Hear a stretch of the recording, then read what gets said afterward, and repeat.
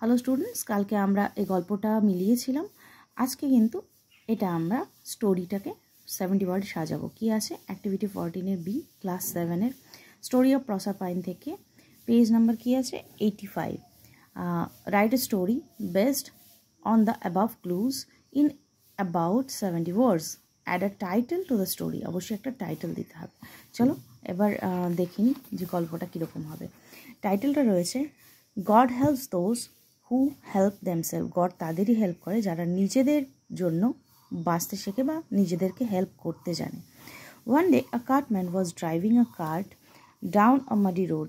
একদিন একটা car driver একটা মাডি রোড দিয়ে যাচ্ছিল। Suddenly the wheels sank in the mud and the cart could not move. হঠাৎ করে তার হুইলটা কী হয়, মাডের মধ্যে আটকে যায় এবং তার গাড়িটা আর চলে না। The cartman became very worried. কার্টম্যানটা প্রচণ্ড চিন্তায় পড়ে যায়। Instead of trying to fix the problem he started praying the god to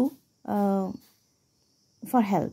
say কী করে, নিজে সেটাকে উদ্ধার করার জন্য বা প্রবলেমটাকে নিষ্কাশ করা না করে সে কী করতে শুরু করলো, গডের কাছে হেল্প চাইতে শুরু করলো। God appeared as a wise man. God আসলো একটা ওয়াইজ ম্যান রূপে, একটা কৃপালু মানুষ হিসেবে আসলো এবং টোল্ড হিম, এবং তাকে বলল to put his shoulders to the wheel.